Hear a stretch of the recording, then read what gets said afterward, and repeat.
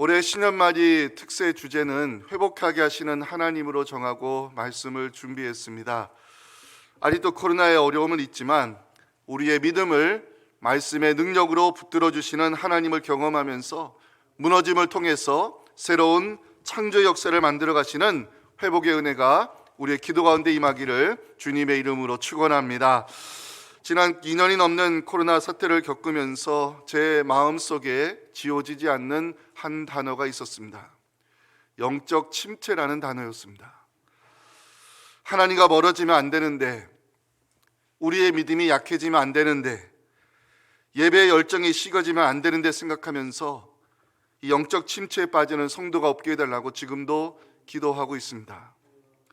신년 특세에 참여하시는 모든 성도님들에게 말씀의 은혜와 기도의 권능이 임해서 영적 침체에서 회복의 자리로 나아가는 여러분들에게 우리의 믿음을 새롭게 하시는 하나님의 귀한 은총이 이 신년맞이 특세 한 주간 동안 풍성히 임하기를 간절히 소망합니다.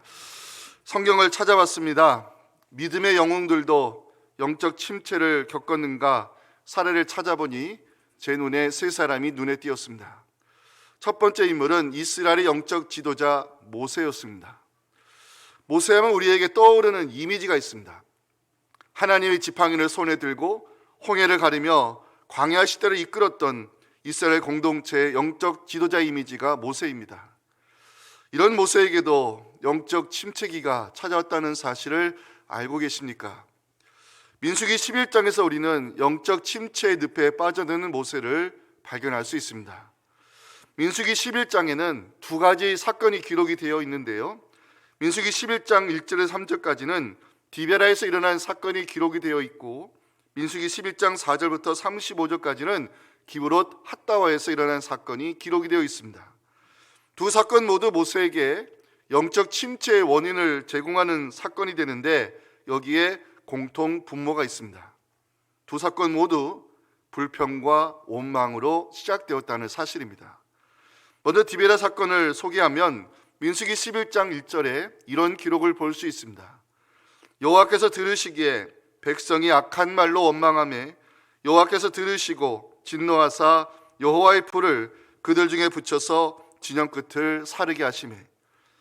광야 생활의 불편함은 하나님을 향한 원망으로, 모세를 향한 불평으로 이어지고 있었습니다. 이스라엘 백성들이 원망하는 모습에 하나님은 진노하심으로 응대하셨고 이스라엘 진영 가운데 심판의 불이 떨어지는 결과로 나타났습니다. 또한 기브롯 핫다와에서 일어난 두 번째 사건을 소개하면 민수기 11장 4절에서 6절에 이런 기록을 볼 수 있습니다. 그들 중에 섞여 사는 다른 인종들이 탐욕을 품음에 이스라엘 자손도 다시 울며 이르되 누가 우리에게 고기를 주어 먹게 하랴. 우리가 애굽에 있을 때에는 값어치 생선과 오이와 참외와 부추와 파와 마늘들을 먹은 것이 생각나거늘 이제는 우리의 기력이 당하여 이 만나 외에는 보이는 것이 아무것도 없도다. 죽음의 땅이라 할 수 있는 광야에서 만나를 먹으며 살아간다는 것은 하루하루가 기적이요 감사의 날이라 말할 수 있습니다. 그럼에도 불구하고 출애굽할 때 함께 나온 잡족의 사람들이 애굽의 고기 까마를 그리워하자 이스라엘 백성들도 전염되기 시작하면서 만나를 향한 감사 대신 먹을 것이 없다는 불평을 늘어놓기 시작했습니다. 디베라와 이 기브롯 핫다와에서 일어난 원망과 불평의 소리는 공동체를 이끌어가는 모세를 점점 지치게 만들었습니다. 결국 모세에게 영적 침체가 찾아오면서 모세는 하나님 앞에 자신의 힘든 마음을 고백하기 시작했습니다. 그 장면이 민수기 11장 14절 15절에 나옵니다. 책임이 심히 중하여 나 혼자는 이 모든 백성을 감당할 수 없나이다. 주께서 내게 이같이 행하실진대 구하옵나니 내게 은혜를 베푸사 즉시 나를 죽여 내가 고난당함을 내가 보지 않게 하옵소서. 내 성명을 거두어 가심으로 더 이상 힘든 일을 겪지 않게 해달라고 부르짖는 모세의 영적 침체에 빠져드는 연약한 모습을 보여주고 있습니다. 영적 침체를 겪었던 믿음의 거장 또 한 사람을 소개한다면 엘리야를 들 수 있습니다. 열왕기상 18장에서 일어난 갈멜사 사건을 모르는 분들은 없으리라 생각이 됩니다. 바알과 아세라 선지자들과의 영적 싸움에서 하나님의 살아계심을 증거했던 엘리야, 이로 인해서 많은 사람들이 여호와가 유일하신 하나님이라는 사실을 믿게 되었습니다. 거짓 선지자들과의 싸움에서 승리했던 엘리야, 하지만 그 기쁨은 오래가지 못했습니다. 갈멜산에서 쓰라린 패배를 맛본 아합과 이세벨은 선지자 엘리야를 그냥 둘 수가 없었습니다. 결국 이세벨은 엘리야를 죽여야겠다는 결심을 하게 되는데 열왕기상 19장 2절에 이세벨의 결심을 이렇게 보여주고 있습니다. 이세벨이 사신을 엘리야에게 보내어 이르되 내가 내일 이맘때에는 반드시 내 생명을 저 사람들 중 한 사람의 생명과 같게 하리라. 그렇게 하지 아니하면 신들이 내게 벌기에 벌을 내림이 마땅하니란지라. 당대 최고의 권력자 아합과 이세벨이 엘리야의 목숨을 거두고자 했을 때 엘리야가 할 수 있는 일은 도망치는 길밖에 없었습니다. 죽음의 위기 앞에 놓인 엘리야, 하나님을 향해서 어떤 말을 했을까요? 열왕기상 19장 4절을 보시기 바랍니다. 자기 자신은 광야로 들어가 하루 길쯤 가서 한 오뎁 나무 아래 앉아서 자기가 죽기를 원하여 이르되 여호와여 넉넉하오니 지금 내 생명을 거두시옵소서.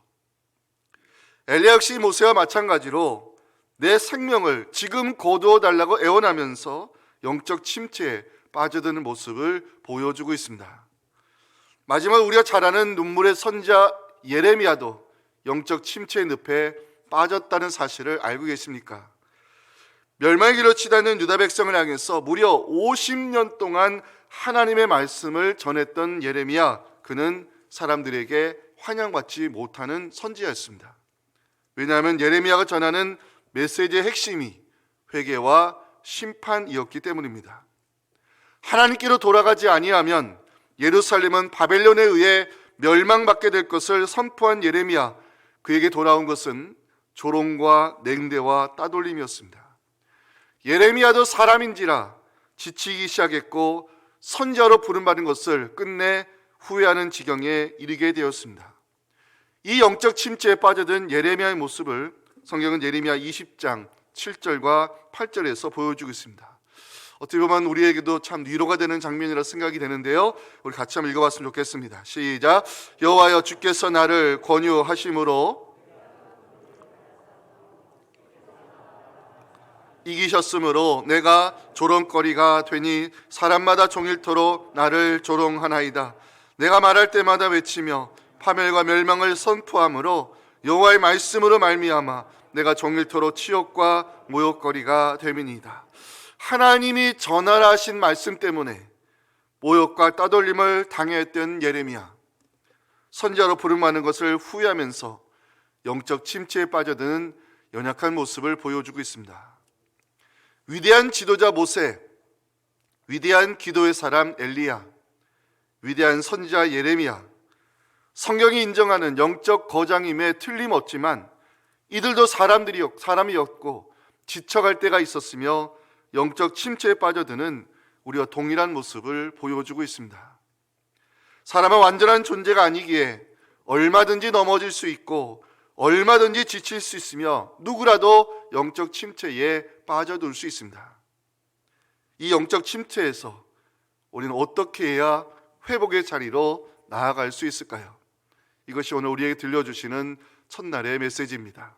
첫째, 우리를 넘어뜨리려는 사탄 마귀를 우리는 항상 경계해야 한다는 사실입니다. 오늘 본문 31절을 보시면 시몬아 시몬아 보라 사탄이 너희를 밀가 부르듯 하려고 요구하였으나 라는 말씀이 있습니다. 영적 침체를 극복하기 위해 우리는 사탄의 정체에 대해서 정확히 알고 있어야 됩니다. 사탄은 가상적 존재가 아니라 실제하는 영적 존재입니다. 구약 성경에 오늘 히브리어 사탄이라는 단어가 몇 번 등장하는지 아십니까? 이 구약 성경에도 이 사탄이라는 히브리어 단어가 6번이나 등장하고 있습니다. 이 사탄이라는 히브리어 단어는 고소하는 자, 비난하는 자, 대적자라는 뜻을 가지고 있습니다.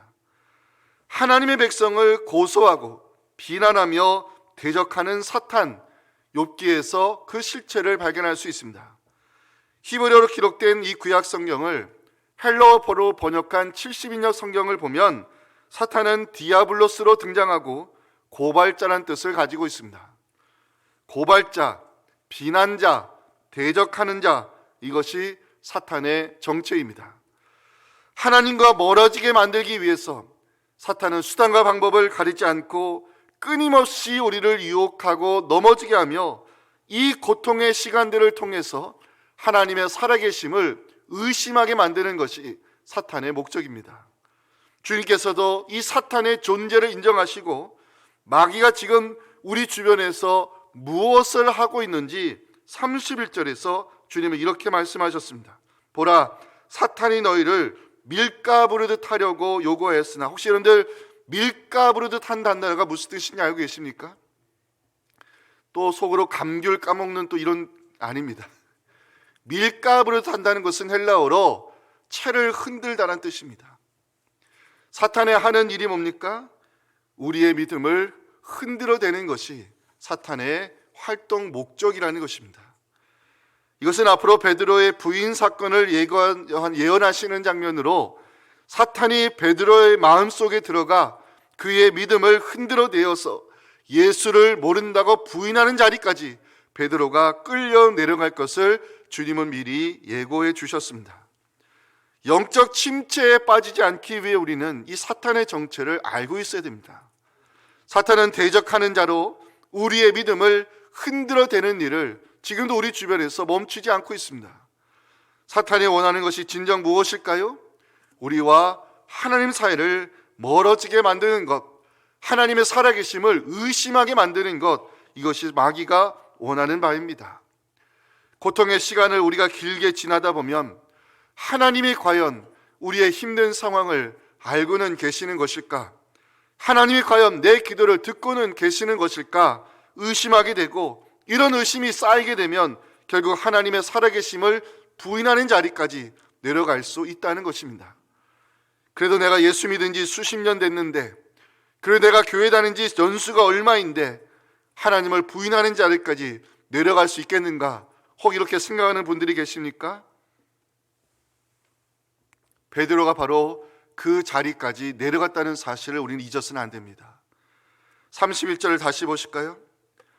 보라, 사탄이 너희를 밀가부르듯 하려고 지금도 움직이고 있다고 하면서 사탄은 어떻게 하든지 우리의 믿음을 흔들어대어서 하나님과 멀어지게 만들고 하나님의 살아계심을 의심하게 만들고 영적 침체의 늪으로 우리를 끌고 내려가는 것이 사탄의 원하는 바임을 성경은 경고하고 있습니다. 2년이 넘는 코로나 사태를 겪으면서 저도 한 번도 경험하지 못한 단어들을 제 입에서 말하게 됐습니다. 영상 예배, 녹화 예배, 온라인 실시간 예배, 현장 예배, 제 목회 여정에 한 번도 생생하게 쓰지 않았던 이 생소한 단어들이 코로나와 함께 등장하면서 우리는 지금 참 영적으로 힘든 시간들을 보내고 있습니다. 어려움의 시간이 계속되다 보면 우리에게 찾아오는 생각과 의심이 있습니다. 하나님은 왜 침묵하고 계시는가? 하나님은 왜 우리의 기도에 응답하시지 않는 것인가? 그러나 성도 여러분, 그런 생각과 의심이 바로 사탄이 뿌리는 잡초임을 잊어서는 안 됩니다. 사탄은 하나님과 우리를 멀어지게 만드는 대적자입니다. 사탄이 원하는 대로 말씀 묵상과 이 기도의 자리에서 멀어지게 되면 우리의 믿음은 약해질 수밖에 없습니다. 사탄이 원하는 대로 우리가 편하게 예배에 참여하는 것을 고르다 보면 우리와 하나님 사이는 멀어질 수밖에 없습니다. 말씀 묵상이 왜 중요합니까? 말씀 묵상이 왜 중요합니까? 말씀을 통하여 하나님과 우리가 접속될 수 있기 때문에 그렇습니다. 기도의 자리를 지키는 것이 왜 중요합니까? 기도의 통로를 통하여 하나님의 능력이 우리의 삶과 연결될 수 있기 때문입니다. 예배드림이 왜 소중합니까? 예배를 통하여 공급해 주시는 힘으로 이 힘든 세상을 살아갈 수 있는 힘이 생기기 때문입니다. 중요한 것은 사탄이 우리의 믿음을 흔들어대고 하나님과 멀어지게 만들 때 우리는 더욱더 말씀 묵상과 기도의 제단을 쌓는 일에 열심을 내고 이 예배 드림의 열정을 가지고 하나님과 접속된 자로 살려고 노력해야 한다는 사실입니다. 우리의 힘과 능력과 의지로 사탄의 흔들어댐을 이겨낼 수 있을까요? 절대 이겨낼 수 없습니다. 하나님과 접속된 사람이 말씀과 기도의 능력으로 사탄의 유혹을 이겨낼 수 있는 것입니다. 영적 침체는 하나님 공급해 주시는 힘으로 이겨낼 수 있음을 여러분들 기억하시기 바랍니다. 사랑하는 성도 여러분, 새해에는 무엇보다 하나님과 접속된 자로 살려고 노력하시기 바랍니다. 하나님과 접속된 자로 살아갈 때 성령께서 말씀의 능력으로 우리의 믿음을 지켜주실 줄 믿습니다.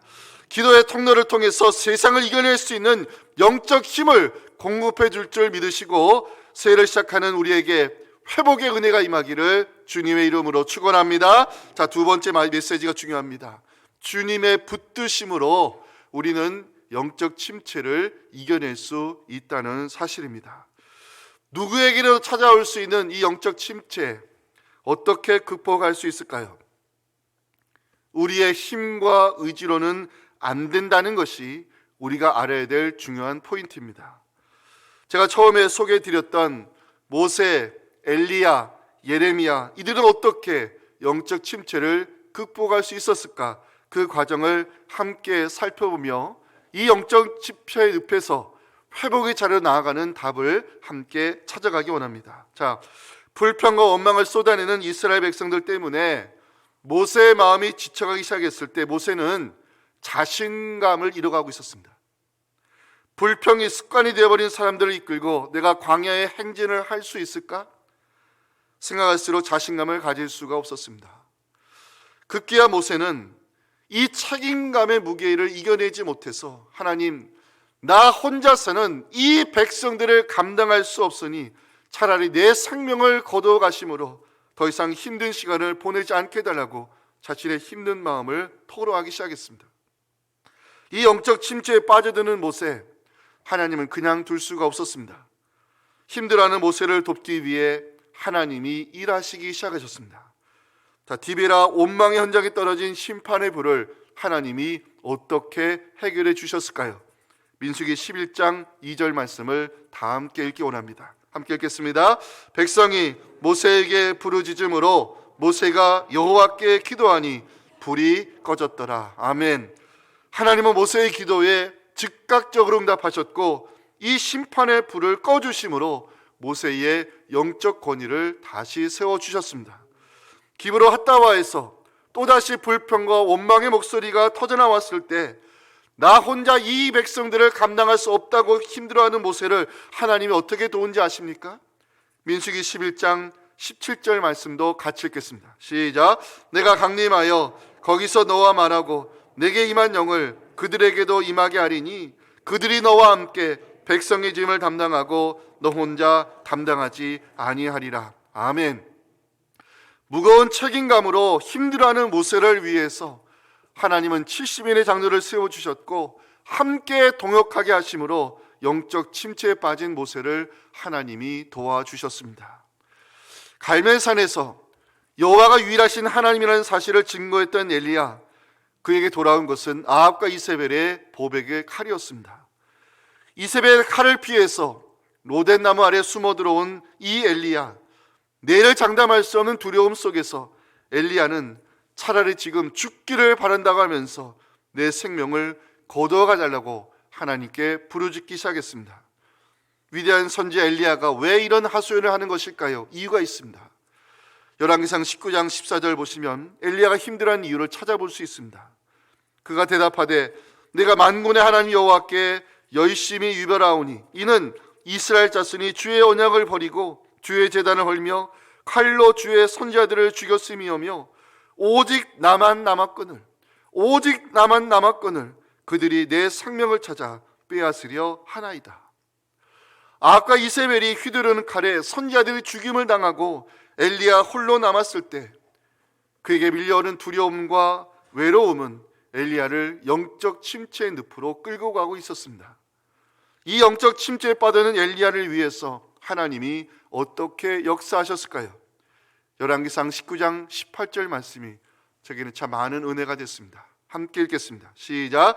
그러나 내가 이스라엘 가운데에 7,000명을 남기리니 다 바알에게 무릎을 꿇지 아니하고 다 바알에게 입맞추지 아니한 자니라. 아멘.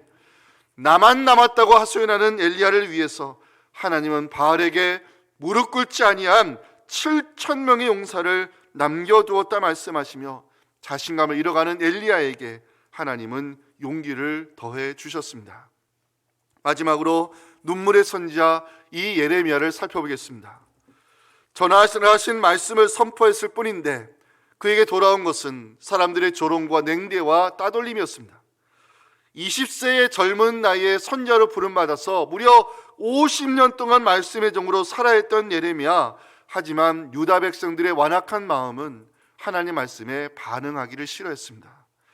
예레미야는 점점 지쳐가기 시작했고 급기야 선지자로 부름받은 것을 후회하기까지 했습니다.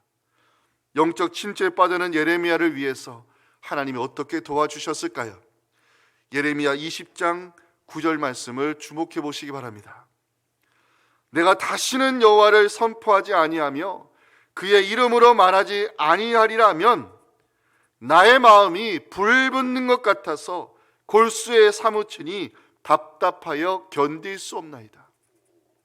이스라엘 백성을 사랑하는 마음으로 말씀을 전했지만 돌아온 것은 사람들의 냉대와 조롱소리밖에 없었을 때 예레미야는 마음의 결심을 하게 됩니다. 내가 다시는 말씀을 전하지 아니하리라. 내가 다시는 말씀을 선포하지 아니하니라 결심했습니다. 그때 하나님이 예레미야의 마음을 만지기 시작했습니다. 말씀을 전하지 아니하면 답답하여 견딜 수 없는 마음을 갖게 하시면서 하나님은 이 예레미야의 영성을 회복시켜 주셨습니다. 예레미야가 그 시대의 말씀의 종으로 쓰임받을 수 있었던 것은 하나님이 그의 마음을 붙들어 주셨기 때문입니다. 힘들어하는 예레미야의 마음을 만져주시고 선지자의 영성을 회복시켜 주심으로 50년의 세월 동안 말씀의 종으로 쓰임받았던 예레미야. 하나님의 붙드심이 아니었다면 위대한 선지자 예레미야의 이름은 성경에 남지 않았을 것입니다. 모세, 엘리야, 예레미야, 이들은 모두 성경이 인정하는 믿음의 사람들이고 영성의 대가라 말할 수 있습니다. 하지만 이들에게도 영적 침체기가 찾아왔습니다. 영적 침체가 가져다주는 우울함과 외로움이 얼마나 컸으면 차라리 내 생명을 거둬가시라고 부르짖었을까 생각해 볼 수 있습니다. 중요한 것은 영적 침체가 찾아왔을 때 하나님이 힘들어하는 그들의 마음을 만져주셨고 하나님의 붙드심으로 모세와 엘리야, 예레미야는 이 영적 침체의 자리에서 회복의 자리로 나아갈 수 있었던 것입니다. 우리에게도 찾아올 수 있는 이 영적 침체 어떻게 극복하고 올 한 해 우리가 회복의 은혜를 누릴 수가 있을까요? 오늘 본문 32절에서 우리는 그 답을 찾을 수 있습니다. 함께 읽겠습니다. 시작. 그러나 내가 너를 위하여 내 믿음이 떨어지지 않기를 기도하였노니 너는 돌이킨 후에 내 형제를 굳게 하라. 여러분들 이 말씀에 여러분들의 이름을 넣어서 마음속으로 두세 번 정도 묵상하는 시간을 잠깐 가졌으면 좋겠습니다. 하목사, 내가 너를 위하여 내 믿음이 떨어지지 않기를 기도하였노니 너는 돌이킨 후에 내 성도를 굳게 하라. 저는 이렇게 그 말씀을 받았습니다. 내가 너를 위하여 내 믿음이 떨어지지 않기를 내가 지금도 기도하고 있으니 힘을 내라고 주님 말씀하고 있습니다. 이 말씀을 묵상하며 지금도 우리를 기도의 권능으로 붙들어 주시는 그 주님의 붙드심 때문에 우리는 영적 침체를 이겨낼 수 있다는 진리를 발견하게 되었습니다. 저는 32절 말씀을 묵상하며 개인적 은혜를 받은 것은 내가 너를 위하여라는 말씀이었습니다. 베드로는 주님 예고하신 대로 예수를 모른다고 3번이나 부인하는 자리로 내려갔습니다. 그 베드로는 고기 잡는 업으로 돌아갔고 영적 침체의 늪에 빠져드는 아픔을 겪어야 했습니다. 하지만 부활의 주님은 베드로를 찾아가 만나 주셨고 그를 다시 제자로 불러주셨습니다.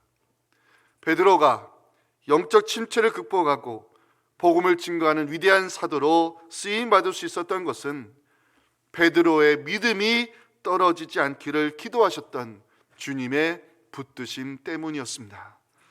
사랑하는 성도 여러분, 하나님께서 우리의 마음을 만져주시고 치유하여 주시기를 간절히 소망합니다. 하나님 우리의 믿음을 붙들어 주실 때 영적 침체에서 우리는 회복의 자리로 나아갈 수 있는 것입니다. 오늘 신년만이 특세 첫날 하나님께 우리에게 새겨주시는 단어 하나가 있습니다. 붙드심이라는 단어입니다. 오늘 제 설교 다 잊어버려도 좋으신데 붙드심이란 단어 하나만 가지고 여러분들 오늘 이 아침 기도하셨으면 좋겠습니다.